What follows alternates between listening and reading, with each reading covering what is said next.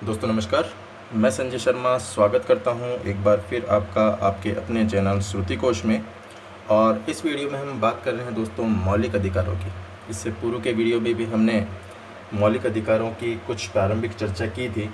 तो इस वीडियो में हम और उससे आगे चलते हैं और इस वीडियो में हम सबसे पहले बात करने वाले हैं दोस्तों मौलिक अधिकारों की क्या क्या विशेषताएं हैं, क्योंकि इससे पूर्व के वीडियो में हमने यह बात कर लेते हैं कि मौलिक अधिकार क्या होते हैं। तो इस वीडियो में हम थोड़ी उनकी विशेषताओं की बात करते हुए आगे चलते हैं, क्योंकि दोस्तों विशेषताओं में से भी कई बार प्रश्न पूछ लिया जाता है कि मौलिक अधिकार क्या है। तो उनकी कुछ विशेषताएं दे दी जाती है और फिर पूछ लिया जाता है कि इनमें से कौन सी है या कौन सी नहीं है। तो सबसे पहले हम बात करते हैं दोस्तों मौलिक अधिकारों की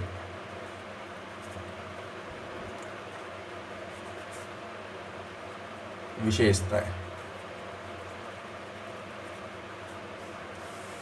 मौलिक अधिकारों की विशेषताएं, क्योंकि इससे पूर्व के वीडियो में हम बात कर चुके हैं कि जो मौलिक अधिकार है ये भाग 3 में है। आर्टिकल 12 से 35 तक है। ये वाद योग्य हैं। ये अमेरिकी संविधान से लिए गए हैं।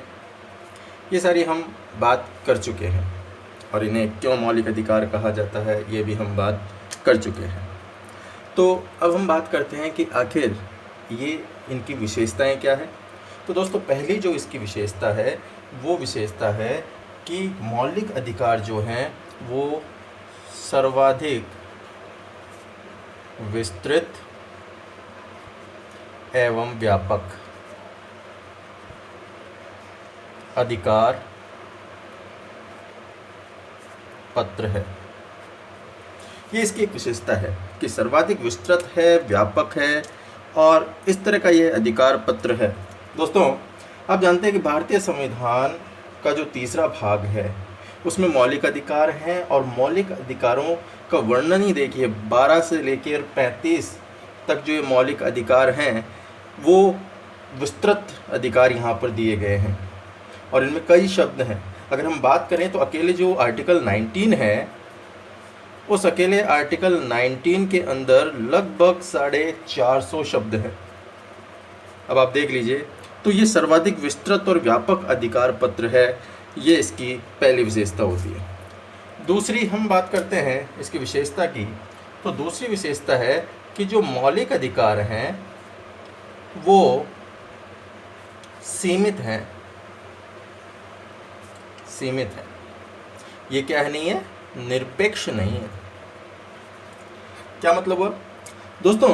अगर हम मौलिक अधिकारों की बात करते हैं तो मौलिक अधिकार जो है वो हमें सीमित रूप में दिए गए हैं। इनमें व्यक्तिगत स्वतंत्रता को सामाजिक हित के माध्यम से सीमित करने की व्यवस्था की गई है। संविधान में अगर बात की जाए तो नागरिकों के अधिकारों के साथ साथ प्रतिबंधों की व्यवस्था भी कर दी गई। तो जहाँ प्रतिबंध आ गए हैं वहाँ पर यह कह दिया गया कि ये सीमित हैं। और ये प्रतिबंध क्यों लाए गए? ये इसलिए लाए गए कि जो हमारा राष्ट्र है उस राष्ट्र की सुरक्षा के जो आदर्श बने हुए हैं वो आदर्श संतुलन बना रहे। अन्यथा क्या होगा, मौलिक अधिकारों के कारण लोग हर किसी मैटर को ले जाएंगे कोर्ट के अंदर कि सब ये हमारे मौलिक अधिकारों का हनन हो रहा है। इसलिए कुछ सीमितताएं भी वहाँ पर लाई जानी जरूरी थी जो कि इसके अंदर लाई गई है। तीसरी जो इसकी विशेषता है वो है कि ये जो मौलिक अधिकार हैं दोस्तों यह व्यावहारिकता पर आधारित है। व्यावहारिकता पर आधारित है।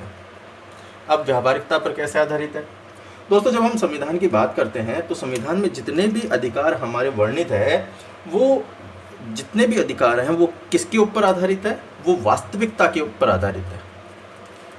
और जहाँ पर वास्तविकता आ गई वहाँ पर व्यावहारिकता आ गई, क्योंकि संपूर्ण समाज के लिए उपयोगिक है। तो जब संपूर्ण समाज के लिए उपयोगिक है इसका मतलब क्या है, ये व्यवहार रूप में लाए गए हैं और इनमें सभी नागरिकों के लिए समानता की बात की गई है, स्वतंत्रता की बात की है, किसी एक के साथ बात नहीं की गई। तो जहाँ पर सभी के साथ समानता के अधिकार की व्यवस्था की बात की जाती है वहाँ पर सभी आ जाते हैं उसमें, चाहे वो अल्पसंख्यक हो, चाहे वो आदिम जातियाँ हों, चाहे वो आदिम जनजातियाँ हों, चाहे पिछड़े वर्ग हों, उन सभी की उन्नति की बात की जाती है, उनके विकास की बात की जाती है। तो ये सारी की सारी विशेषताएं जो है वो किस पर आधारित है, व्यावहारिकता पर आधारित है, क्योंकि सारी चीज़ों को यहाँ पर देखा गया है। नेक्स्ट अगर हम इसकी विशेषता की बात करें तो इसे न्यायालय का संरक्षण प्राप्त है। न्यायालय का संरक्षण, न्यायालय द्वारा संरक्षित ये किए गए हैं दोस्तों, क्योंकि भारतीय संविधान के अंदर हमारी न्यायपालिका बिल्कुल स्वतंत्र है और न्यायपालिका को ही मौलिक अधिकारों की रक्षा करने के लिए अधिकृत किया गया है। अगर हम बात करें तो हमारा संविधान का जो आर्टिकल 32 दिया हुआ है इसमें, वो आर्टिकल 32 जो है संवैधानिक उपचारों का अधिकार, वो भारत के प्रत्येक नागरिक को जो उसको अधिकार दिए गए हैं उन अधिकारों के लिए वह न्यायालय में शरण ले सकता है और अपने अधिकारों के आधार पर न्यायालय से मांग कर सकता है कि मेरे अधिकारों का हनन हो रहा है, ये मुझे प्रदान किए जाए। तो ये काफ़ी अच्छी व्यवस्था इसमें है कि ये न्यायालय द्वारा संरक्षित किए गए हैं। अगर नेक्स्ट हम इसकी विशेषता की बात करें तो दोस्तों ये राज्य के सामान्य जो कानून होते हैं उनके ऊपर है, राज्य के सामान्य कानूनों के ऊपर। क्या मतलब हुआ दोस्तों, जब मौलिक अधिकारों की बात करते हैं तो संसद या फिर राज्यों की जो विधानमंडल है उनके द्वारा जो कानून बनाए जाते हैं उनसे ये ऊपर हैं। अगर मान लीजिए संघीय सरकार या राज्य सरकार इनका हनन करने का प्रयास करे तो वो ये नहीं कर सकती है। गोलकनाथ विवाद की मैं यहाँ बात करूँगा। गोलकनाथ, ये गोलकनाथ का वाद क्या था? इस गोलकनाथ के बाद में जो न्यायालय था उस सर्वोच्च न्यायालय ने संसद की इस शक्ति पर प्रतिबंध लगा दिया और इस संबंध में जो उस समय के न्यायाधीश थे, तो उस न्यायाधीश उस समय थे दोस्तों पतंजलि शास्त्री। उन्होंने एक वाद और आया, गोपालन बनाम मद्रास राज्य। कौन सा वाद आया दोस्तों? गोपालन बनाम मद्रास राज्य। तो ये गोपालन बनाम जो मद्रास राज्य था, इसके अंदर इस विवाद में कहा गया कि मौलिक अधिकारों की जो सर्वश्रेष्ठ जो विशेषता है वो यही है कि वे राज्य द्वारा पारित कानूनों से ऊपर है। क्या कहा गया? कि राज्य द्वारा पारित कानूनों से क्या है? ऊपर हैं। ये गोपालन बनाम मद्रास राज्य में कहा गया। जबकि गोलकनाथ जो विवाद था उस विवाद में क्या कहा गया? उस विवाद में न्यायालय ने संसद की जो ये शक्ति थी इसके ऊपर प्रतिबंध लगा दिया था और गोपालन बनाम मद्रास राज्य में कहा गया कि राज्य के द्वारा जो भी कानून लाए जाते हैं उन कानूनों के अंदर मौलिक अधिकार जो है वो ऊपर है। नेक्स्ट हम बात करते हैं दोस्तों, जो अगली विशेषता है इसकी वो ये है कि सरकार की जो निरंकुशता है उस पर अंकुश लग जाता है। मौलिक अधिकार जो होते हैं वो सरकार की निरंकुशता पर अंकुश लगा देते हैं। दोस्तों मौलिक अधिकार सरकार की निरंकुशता पर अंकुश लगा देते हैं। कैसे? अगर हम जब बात कर रहे हैं कि न्यायालय का संरक्षण इन्हें प्राप्त है, तो न्यायालय के संरक्षण प्राप्त होने के कारण सरकार मनमानी करते हुए उन पर अनुचित रूप से प्रतिबंध नहीं लगा सकती है, क्योंकि हमने अभी ऊपर ही बात की है, राज्य सामान्य कानूनों के ऊपर है। तो राज्य के सामान्य कानूनों से ऊपर है तो राज्य कोई कानून लगाकर मनमानी करते हुए इनके ऊपर प्रतिबंध नहीं लगा सकती है। ये सबसे बड़ी इसकी विशेषता हो गई कि सरकार की निरंकुशता पर अंकुश लग गया यहाँ पर, और सरकार द्वारा जो भी अनुचित प्रतिबंध लगाए जाते हैं वो न्यायालय द्वारा क्या किए जा सकते हैं? अवैध घोषित किए जा सकते हैं। तो यहाँ पर न्यायालय द्वारा उन प्रतिबंधों को अवैध घोषित किया जा सकता है। नेक्स्ट अगर हम बात करें इसकी विशेषता की तो ये है मौलिक अधिकारों के निलंबन की। मौलिक अधिकारों का निलंबन क्या मतलब हुआ इसका दोस्तों? दोस्तों मूल अधिकारों को राज्य की सुरक्षा और सार्वजनिक सुरक्षा की दृष्टि से निलंबित भी किया जा सकता है। दोस्तों जब संकट काल की स्थिति उत्पन्न हो जाती है तो राष्ट्रपति को यह अधिकार दिया गया है कि संकट काल की स्थिति के अंदर वह मौलिक अधिकारों के अंतर्गत नागरिकों के संवैधानिक उपचारों का जो अधिकार है उसको निलंबित कर सकता है। तो यहाँ पर ये जो मौलिक अधिकार हैं, इन मौलिक अधिकारों का निलंबन किया जा सकता है। तो ऐसी स्थिति भी यहाँ पर दी गई है। तो दोस्तों इसके अंदर और क्या, इसके अंदर मौलिक अधिकारों का निलंबन तो हो सकता है, लेकिन यहाँ पर 2 अधिकार छोड़ दिए गए हैं, आर्टिकल 20 और 21। इनको छोड़कर राष्ट्रीय आपातकाल के दौरान इन्हें निलंबित किया जा सकता है। और यहाँ पर जो स्वतंत्रता का अधिकार आर्टिकल 19 के तहत दिए गए हैं, जो 6 मूल अधिकार उसमें दिए गए हैं, उन्हें भी स्थगित किया जा सकता है। जब युद्ध हो या कोई विदेशी आक्रमण, तो ऐसी स्थिति में राष्ट्रीय आपातकाल की घोषणा कर दी गई हो तो वहाँ पर इनका स्थगन हो जाता है।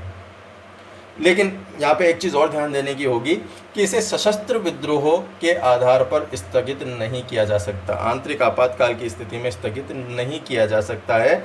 आर्टिकल 19 की जो 6 हम मूल अधिकारों की बात कर रहे हैं उनको तो सशस्त्र विद्रोह के आधार पर निलंबित नहीं किया जा सकता, बल्कि जो युद्ध या विदेशी आक्रमण जो होता है उसके आधार पर अगर राष्ट्रीय आपातकाल लगा हो तो ऐसी स्थिति में इन्हें स्थगित किया जा सकता है।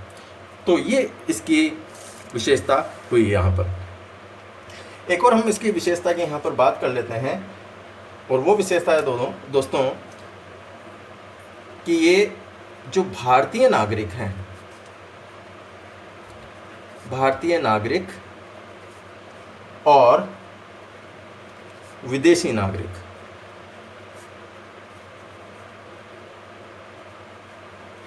उनमें अंतर भी स्पष्ट करता है यहाँ पर। अब उनमें क्या अंतर है दोस्तों? भारतीय संविधान में कुछ ऐसी विशेषता जो व्याख्या की गई है कि यहाँ पर कुछ जो मूल अधिकार हैं वो भारतीय नागरिकों को ही प्राप्त हैं केवल, और कुछ जो अधिकार हैं वो भारतीय नागरिकों के साथ साथ विदेशी नागरिकों को भी प्राप्त हैं। तो हम बात कर लेते हैं कि कौन से ऐसे मूल अधिकार हैं जो भारतीय नागरिकों को प्राप्त है और कौन से ऐसे मूल अधिकार हैं जो विदेशी नागरिकों को प्राप्त है। तो यहाँ पर मैं इसको आपको एक टेबल के माध्यम से बता देता हूँ, जो भारतीय नागरिक और विदेशी नागरिक दोनों को प्राप्त जो मूल अधिकार हैं उनके बारे में। तो इधर हम लिखते हैं दोस्तों, केवल भारतीय नागरिकों को प्राप्त मूल अधिकार, और इस तरफ लिख देते हैं हम भारतीय नागरिक प्लस विदेशियों को प्राप्त मूल अधिकार।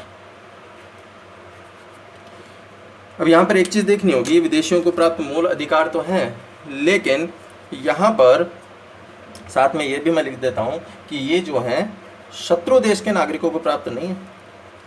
शत्रु देश के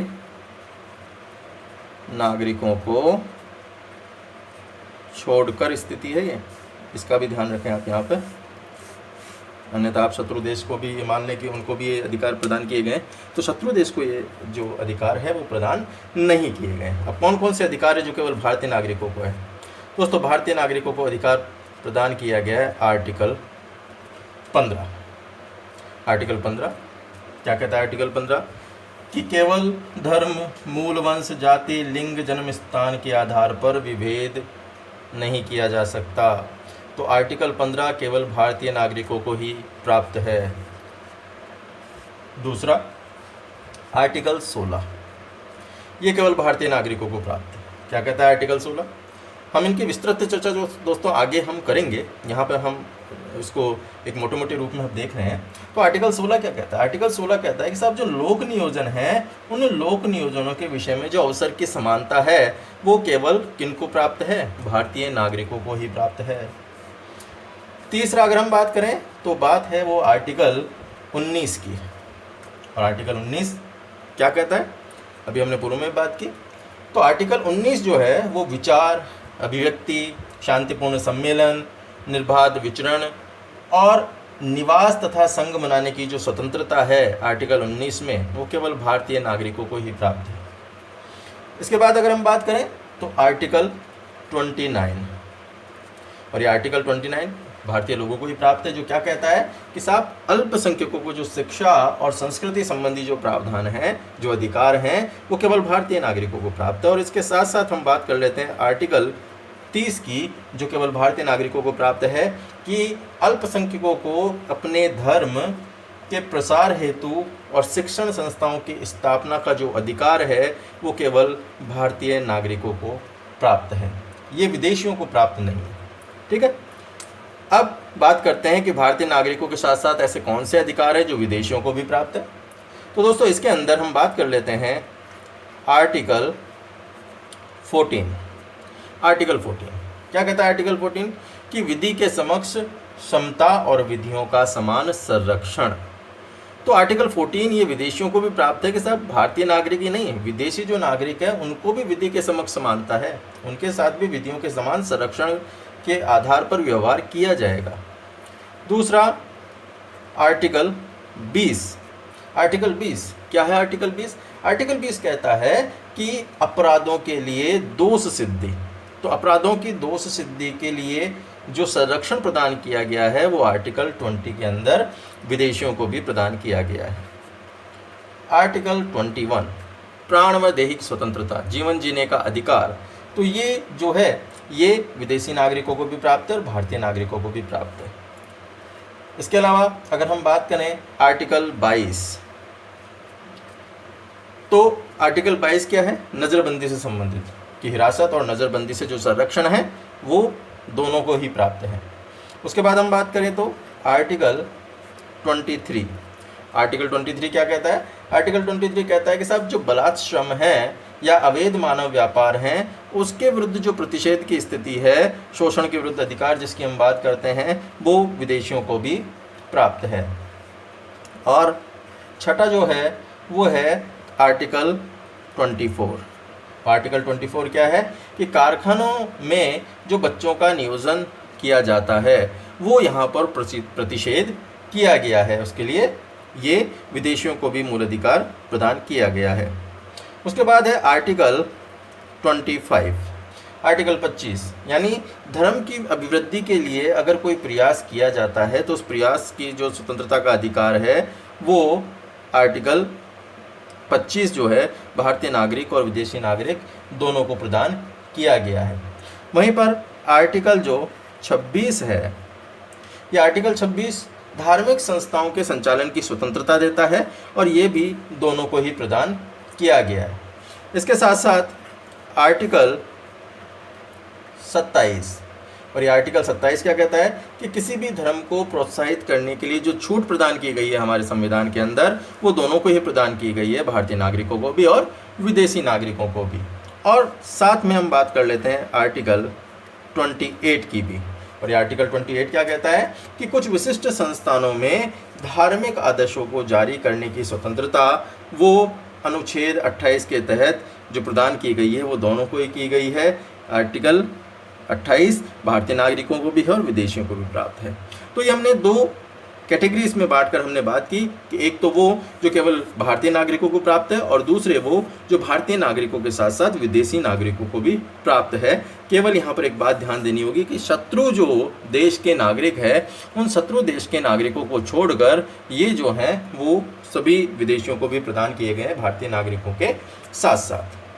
तो दोस्तों यहाँ पर अगर आप इन 5 को याद कर लेंगे कि ये जो केवल भारतीय नागरिकों को ही प्राप्त है। कई बार प्रश्न पूछा जाता है कि निम्न में से कौन सा ऐसा है जो भारतीय नागरिक विदेशी नागरिक दोनों को प्राप्त है, या निम्न में से ऐसा कौन सा आर्टिकल है जो विदेशी नागरिकों को प्राप्त नहीं है। तो ऐसे कंडीशन में आप अगर इन 5 को याद कर लेते हैं तो बाकी जो है कोई सा भी आएगा तो आप इन 5 को देखकर बाकी में आप पता लगा सकते हैं कि हाँ ये 5 के अलावा जो बाकी हैं उनमें भारतीय नागरिक और विदेशी नागरिकों को भी ये प्राप्त हैं। ठीक है। तो 15, 16, 19, 29, 30 ये 5 जो है भारतीय नागरिकों को ही है, केवल भारतीय नागरिकों को ही है। बाकी जो हमने दिए हैं 14, 20, 21, 22, 23, 24, 25, 26, 27, 28 ये जो हैं ये शत्रु देश के नागरिकों को छोड़कर विदेशियों को भी प्राप्त है, भारतीय नागरिकों के साथ साथ। तो दोस्तों ये था आज का हमारा वीडियो, जिस वीडियो में हमने काफ़ी हद तक मौलिक अधिकारों को समझने का प्रयास किया है। आशा है आपको वीडियो पसंद आया होगा। तो आप इसे लाइक करें, शेयर करें, और अब तक अगर आपने श्रुतिकोश चैनल को सब्सक्राइब नहीं किया है तो आप सब्सक्राइब कर लें और अपने दोस्तों को भी ज़्यादा से ज़्यादा सब्सक्राइब करवाएं, जिससे भी वह भी इसका फ़ायदा ले सकें।